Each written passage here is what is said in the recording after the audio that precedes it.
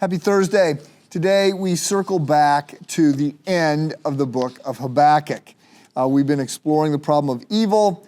It's taken us to the ancient Near East. We have paraded through philosophy classrooms, the book of Proverbs, the book of Job. We circle back today to the book of Habakkuk. So chapter 1, Habakkuk is complaining that the people are bad.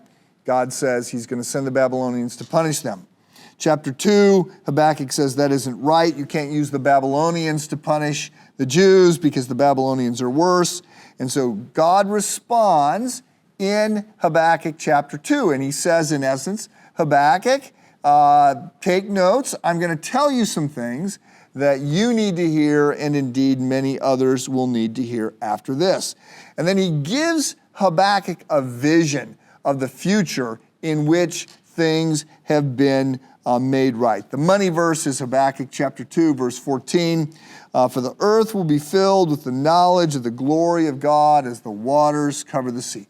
There is a day when God's kingdom will come. There is a day when all that is wrong will be made right. And so then he walks Habakkuk through a series of sort of poetic observations of things that have gone wrong. There are five, they come out as five woes. The first two, this is sort of paradigmatic of what happens in any culture, but he's saying the first two deal with unfair economic practices in which the rich oppress the poor. The third is a critique of slave labor, of people treating other people poorly. The fourth is an abuse of alcohol, sex, and power by people in power when they should be leading well. This feels at the moment like this perhaps could be custom written for Boris Johnson over in the UK. Leadership is about serving, not about having these parties. But it says this happens. When people get power, they misuse power. They abuse people. The rich abuse the poor. Owners abuse slaves. You've got people misusing money, sex, and power. And then the fifth is idolatry. And God says these things are typical, not just with the Babylonians, they're typical with anyone. This happens in any situation in which people end up with too much power. But God says, don't worry, I've got this.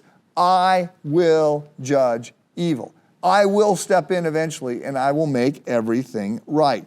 And then, and here's key verse, he says, now, the key thing is that the just will live by faith.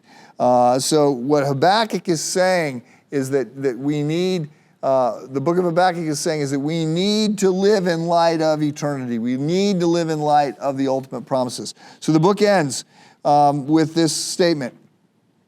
Though the fig tree should not blossom, nor fruit be on the vines, the produce of the olive fail, and the fields yield no food. The flock be cut off from the fold, and there be no herd in the stalls. Okay, so everything's going wrong. Though everything is going wrong, right? I've been wiped out. Yet I will rejoice in the Lord. I will take joy in the God of my salvation. God, the Lord, is my strength. He makes my feet like the deer's. He makes me tread on high places. So let me say this. The problem of evil, this is a big issue, a big topic, hard to cover in little bite-sized topics. It's important that we learn what we can from books like Habakkuk and Job and Proverbs and other things. Please understand, part of what we learn is that it's not always clear what's going on at the moment. You could be prospering as the Babylonians were prospering, and it's not because you're doing things right. You could be suffering as Job was suffering. And it's not because you're doing things wrong. It's not always evil. It's not always easy to tell. Here's what we do know when it comes to the problem of evil. Because this whole problem in this discussion gets updated in the New Testament. When we see Jesus Christ come down and suffer on our behalf, suffer for us. So please understand, when you are suffering, it's not because God doesn't care, right? The fact that Jesus, God himself, becomes one of us and descends in order to suffer on our behalf is sort of proof positive that we're not suffering because God doesn't care. He cares. He has this under control. Things end well. Live in light of the promises of God today. Have a good day.